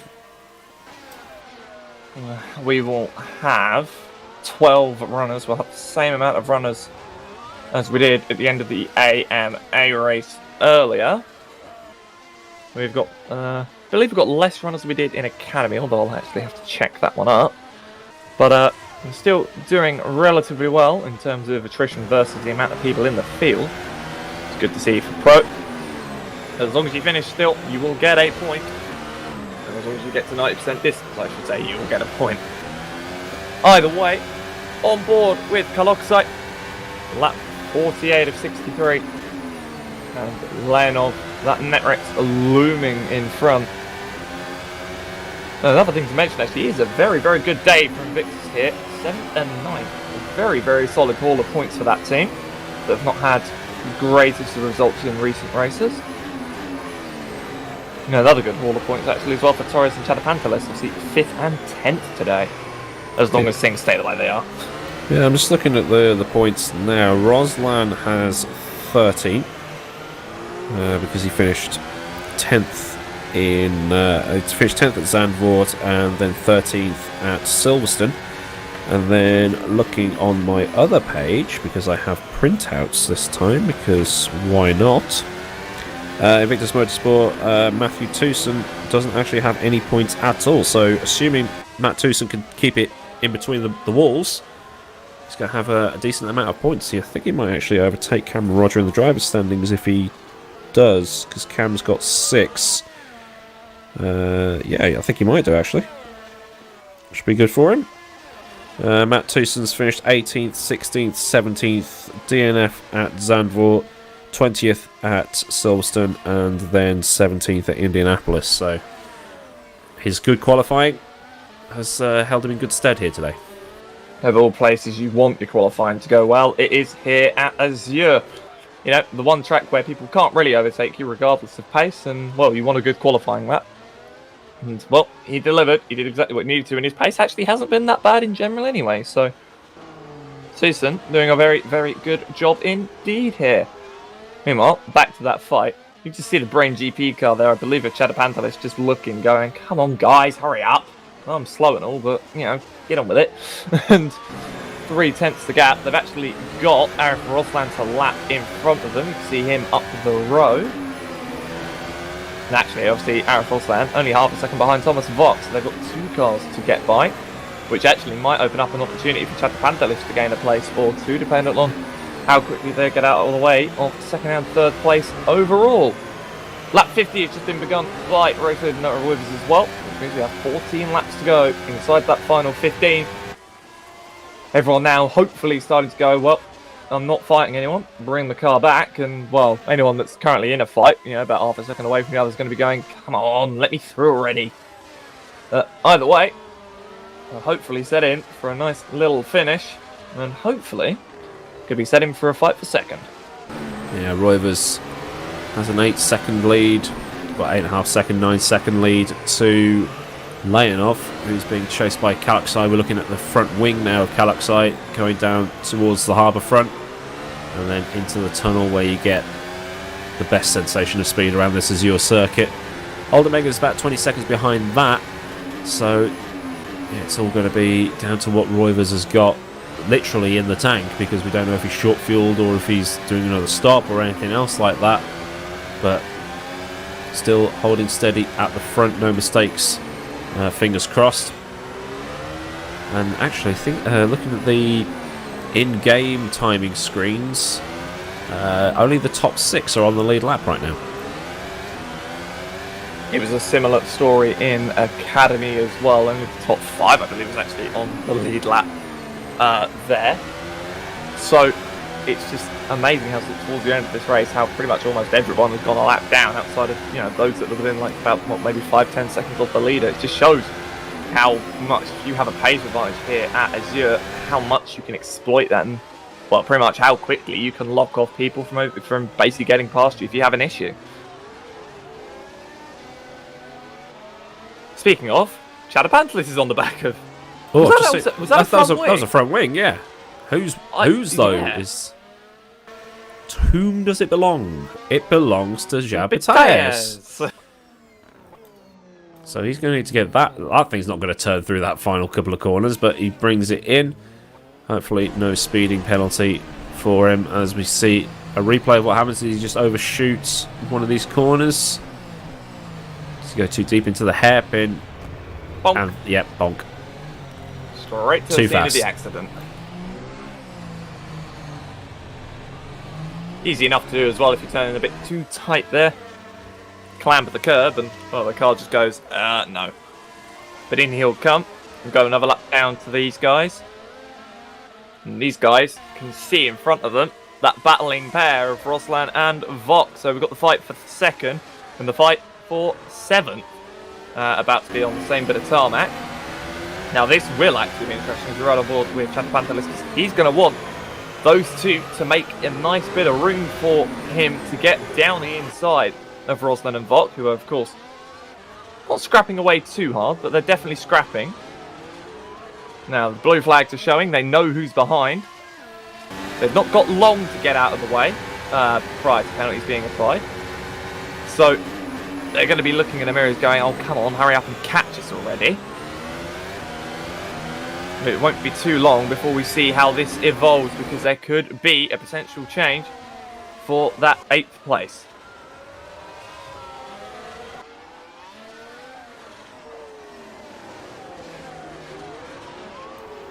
Blue flags, well, the blue flag, gantry showing. So one of the NetRex cars comes up behind these. That would have been the warning given. Yep. So, and Chantapantelis actually goes through on Ruslan. So that's not worked out very well for him, but I've actually been told, thanks to Carlos Martin in Discord, that Roivers is going to the end. It's just a 3 million IQ NetRex strat that's got him there. Not surprised, it is NetRex, they always figure something out. Meanwhile, Thomas Vok now has Chantapantelis for company. There's contact between him and Ruslan. That was very lucky indeed, though. It was a very, very big rear end moment for Chantapantelis there. But Thomas Vok being the beneficiary here. Of course, Ruslan had to get out of the way. He would have got that that warning from the game telling him if he didn't get out of the way, a penalty would be applied. So that's why you saw him suddenly just move and slam the brakes on, basically. And that's what allowed Chantapantelis through. So Chantapantelis getting very lucky there in that Brain GP car of that situation. And Koloxite doesn't get lucky and able to get past Ivan Leonov. So, hey ho, just under 10 laps to go. And, well, not much has changed. Yeah, I'd expect it to be as you were towards the end. Kaloxite probably ruined his race by going on the hards for that middle stint. But still, if he ends up with a podium, it's going to be not a bad outing for him. Let's see where he is in ye olde standings. David Kaloxite is 10th currently, 15th at San Marino, 8th in Portugal, 7th at the Nürburgring, 5th at Zandvoort, and 9th in the slightly truncated British Grand Prix. And then another 8th. Sorry, no, he didn't turn up for the previous race at Indianapolis, so he's on 38 points right now. Should be a nice haul for him going forward. I think he's definitely going to jump Yukabeka Lalu, because Lalu is currently out of the race, so a podium and a jump up the standings on the cards for Kaloxite and Royal Blue. Yeah, definitely. He'll jump above his teammate, Lalu, just a reminder. But of course, for Kaloxite, he's not going to really care who his teammate is. He's going to be going, ooh, 3 places in the championship. Nice. Meanwhile, you can see in the background, Vok literally full of cars in his mirrors, half a second ahead of Chantapantelis, and it's just no one able to get past him regardless of the tyre compound. The track, as you can see on the track map, just extremely empty right now. Only a few people anywhere near each other, and half of those are, a lap down to each other. And meanwhile, as we now look at that fight for P8, Ruslan has dropped off the back of Chantapantelis ever so slightly. And Vok has actually gotten away from Chantapantelis ever so slightly as well. So these guys, sort of starting to settle back down again and find their own pace and probably bring those cars back to the flag.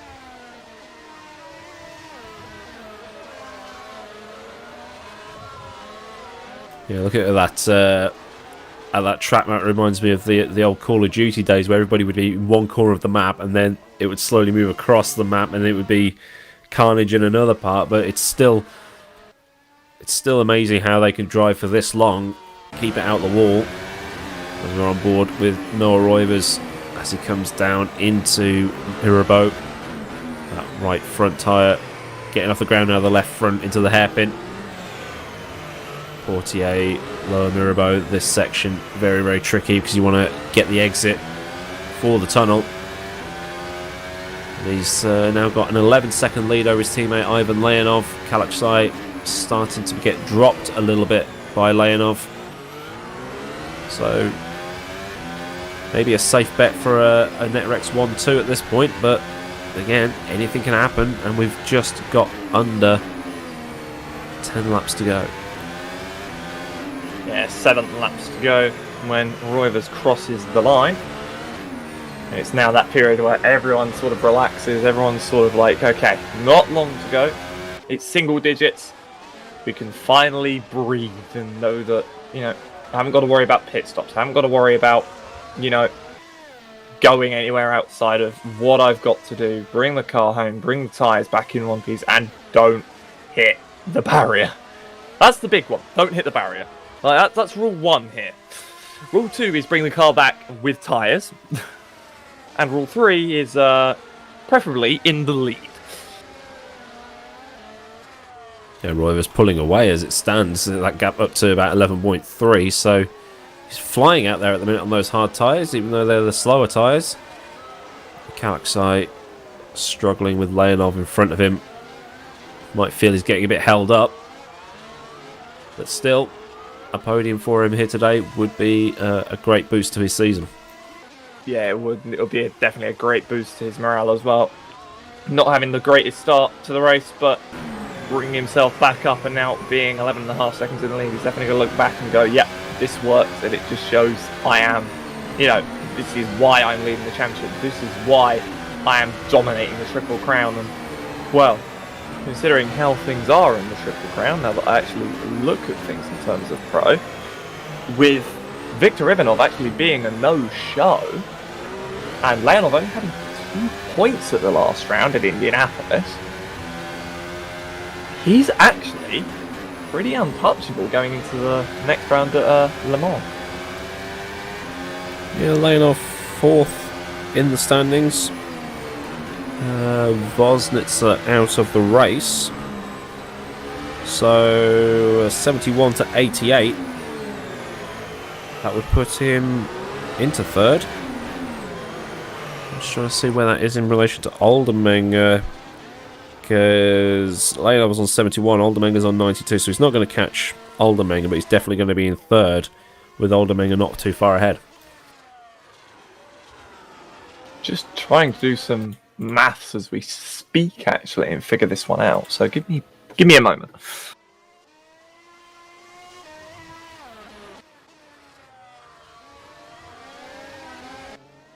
Trying to see what other battles are going on throughout the field, but it's pretty much as you were, as Alex frantically tries to put his GCSE maths to good use. As the cars come out of Anthony Nogues, this is Matt Tewson. Currently in 7th, best result of the season by a huge margin. Up the hill he goes now towards Mirabeau, and then go downhill immediately towards Casino Square. It's tight. It's very tight, but Oldermenger will, if it stays as it is, Tom Oldermenger will just be within reach of the Triple Crown title. Ooh, okay. He will be 5 points in it. That's how tight we're talking here. Tewson gets out of the way of Leonov and Kalaksai at Portier. Probably not the best place to let faster drivers through, but it was still done without any carnage happening. Chatspantalis following Thomas Vac, as Vac goes a little bit too deep into the chicane. Can Chatspantalis get a better exit on the soft tyres? He's having a look towards to back, but probably not the best corner to have a go at because of how deceptively quick it is. And that's just put him back a little bit, going through the swimming pool. Oh, a bit of a slide as he hit the sausage curb, and then into Larascas, and then Anthony Nogues to complete the lap. But he's definitely got the tyres. He's just got to get the move done. Yeah, that's the thing. It's easy enough to get to the back of someone, especially here, but it's difficult to overtake them. And well, when you're, as in the words of the great F1 driver, it's like riding a bicycle around your sitting room. So, of course, very, very difficult to overtake in general. Very difficult to drive, and overtaking is, well, pretty much impossible half the time. But of course, that was very slidey out of Mirabeau there. Almost contact with the wall for Vok. The tyres are so close to dying here. The Chantalis is looking so close. This is the thing, Roivers at the moment can, sort of sit there and go, okay, I've got this and most likely, the Triple Crown title in the bag, because even if he does lose, those I thought he was going to hit the wall there. Yeah, I thought he was going the wall. Actually, that would have been very close indeed. 3 to go, ladies and gentlemen, as we'll cross the line this time by Roivers, your leader, making his way up towards Casino, as these guys come across the line into turn 1, doing the best they can. Not many opportunities left for Kaloxai to get that second place back from Leonov. But we will see. Everyone now going to start being like, okay, do I actually put some risk into it, or do I, sort of give it up?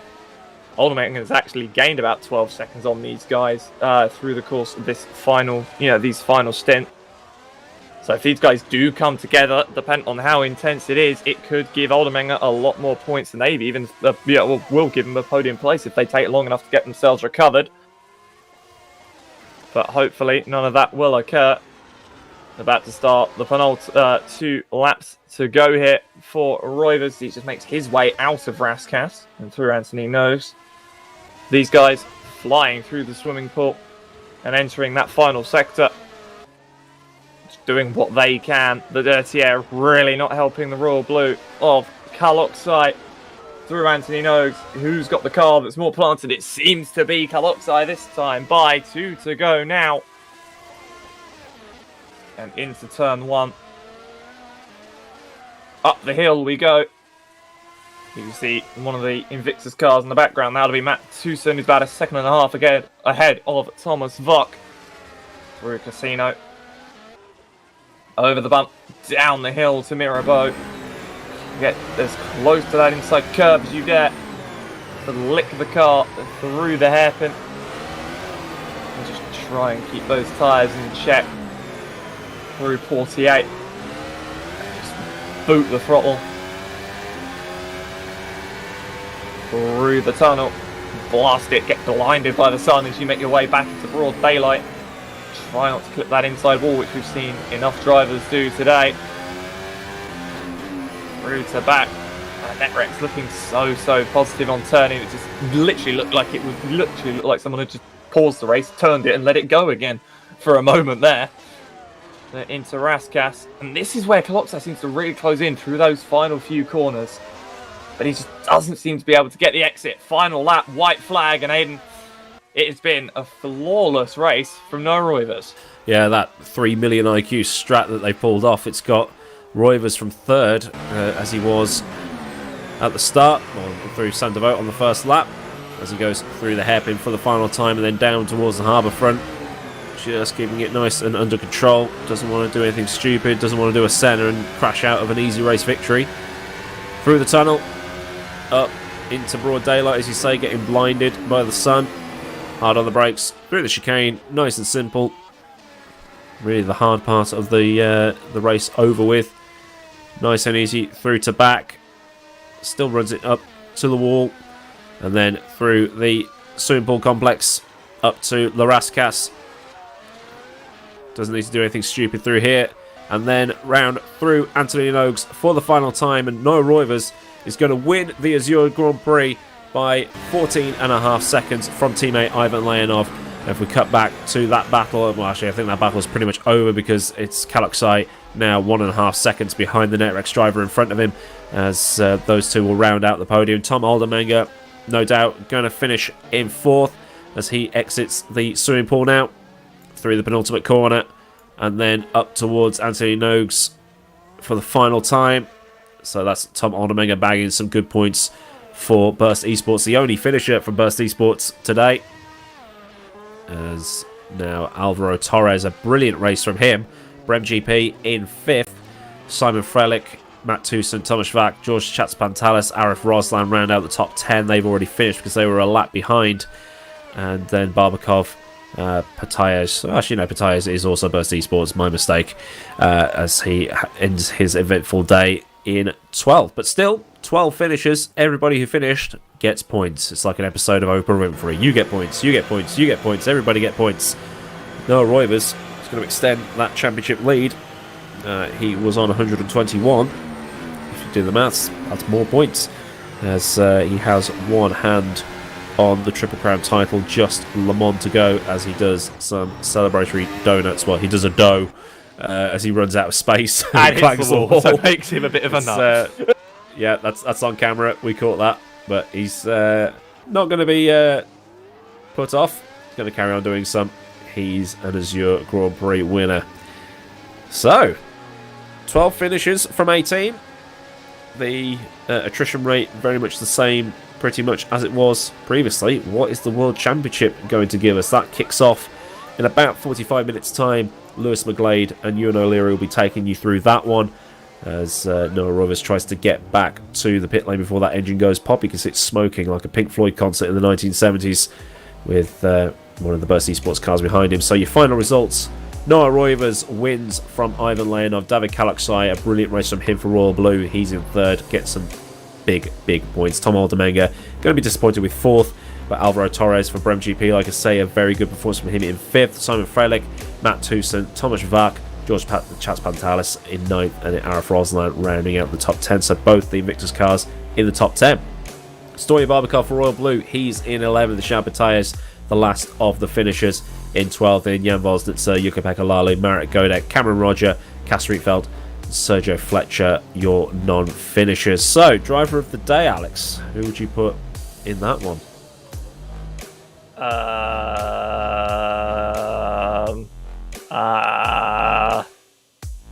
Oh, I've broken him. Well, it's like, the thing is, right, I could go for the obvious and say no, Roivers, for, again, coming from where he was, bring himself up. But,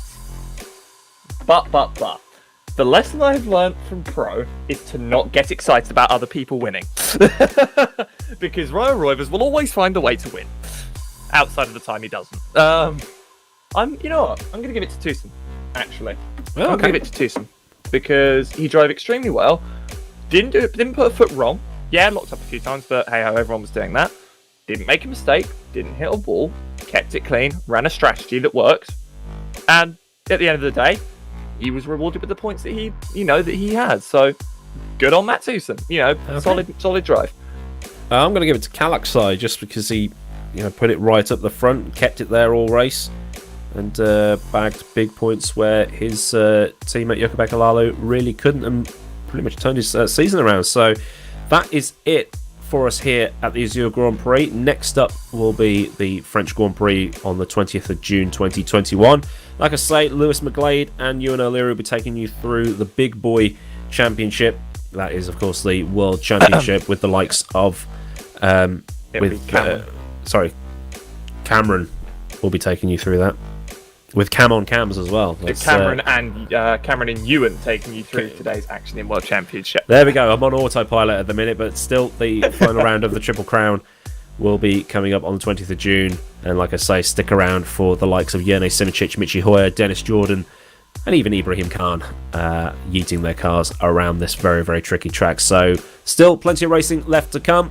Hope to see you in the chat for that. So thank you very much to Alex for joining me. Thank you as always to Felix for the pictures and all that good stuff. And we'll see you on the 20th of June for Le Mans. So until then, goodbye.